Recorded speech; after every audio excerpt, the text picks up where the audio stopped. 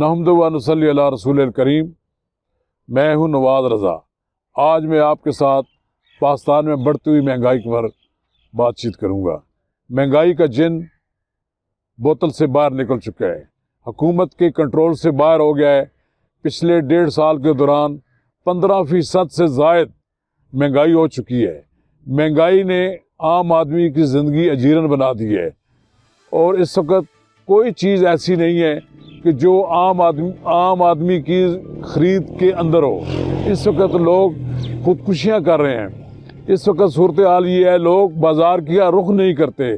महंगाई की वजह से लोग परेशान नज़र आते हैं।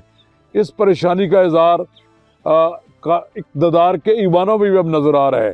अपोजिशन ने पार्लियामेंट के अंदर एहतजाज तो कर ही रही है, अब पार्लियामेंट के बाहर भी उन्होंने एहतजाजी कैंप लगा दिया है। इस महंगाई ने हुक्मरानों की भी नींदें हराम कर दी हैं।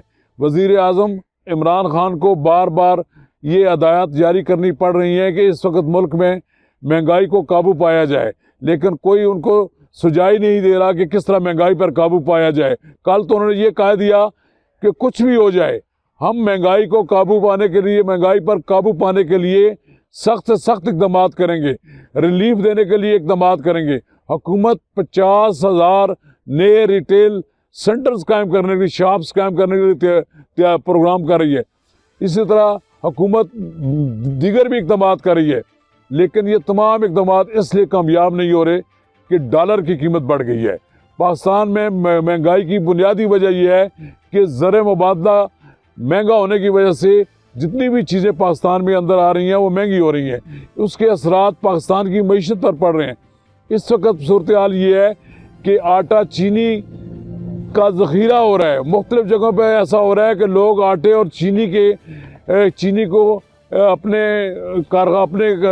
खुफिया मकामात पर उसको छुपा रहे हैं। इस सूरत हाल से आवाम को दिन ब दिन महंगाई बढ़ती जा रही है। ऐसा नज़र आता है कि हुकूमत ज़ख़ीरा अंदोज़ों के ख़िलाफ़ कार्रवाई करने में नाकाम रही है, जिसकी वजह से चीनी आटे की कीमत भी बढ़ रही है। कोई चीज़ ऐसी नहीं है जो चीज़ सस्ती हो। अब हुकूमत के लिए यही ज़रूरी है कि बड़े पैमाने पर एक मुल्क में अशिया ज़रूरिया की सप्लाई करे, सब्सिडी दे। चीनी आटा के साथ साथ बिजली और गैस पर भी सब्सिडी दे। जब तक सब्सिडी नहीं देगी तो चीज़ों की कीमतें कम नहीं होगी।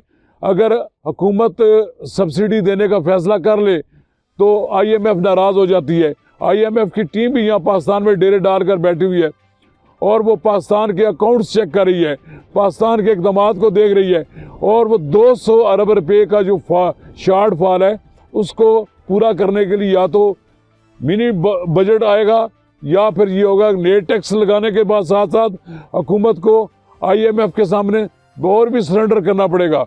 मैं ये समझता हूँ कि हुकूमत को अपने इक़दामात में यकसानियत पैदा करने के लिए ये ज़रूरी है करना कि उसे महंगाई को कंट्रोल करने के लिए इंतज़ामिया को मौसर तरीके से एक्टिव करे।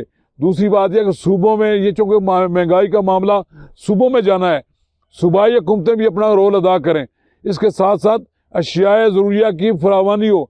दालों के लोगों ने स्टोर कर लिए हैं और आइंदा आने वाले दिनों में आप देखेंगे दालों की कीमतें भी बढ़ जाएंगी।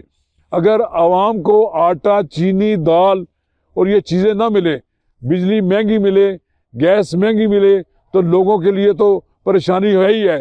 मेरा ख्याल ये है कि पाकिस्तान के वज़ीर आज़म को भी रात नींद नहीं आनी चाहिए कि उसके अवाम दिन ब दिन परेशान हो रहे हैं। अपोजिशन अपना किरदार अदा कर रही है, वो एहतजाज कर रही है। हुकूमत को चाहिए कि वो अपोजिशन के साथ मिलकर कोई ऐसा लाएअमल तय करे जिससे कि इन चीज़ों की असर नो कीमतों का तयन करे। बिजली और गैस में खुलकर सब्सिडी दे और इतनी सब्सिडी दे कि लोग इसे महसूस करें कि इनको अब सस्ती चीज़ें मिलनी शुरू हो गई हैं। अगर महंगाई बढ़ती रही तो फिर ये समझ लीजिए कि लोग सड़कों पर निकलने आने पर मजबूर हो जाएंगे। फिर बड़ी बड़ी हुकूमतें महंगाई के सामने बेबस हो जाती हैं। फिर जब लोग सड़कों पर निकल आते हैं तो फिर हुकूमतें गिर भी जाती हैं। फिर कोई हुकूमतों को रोक नहीं सकता।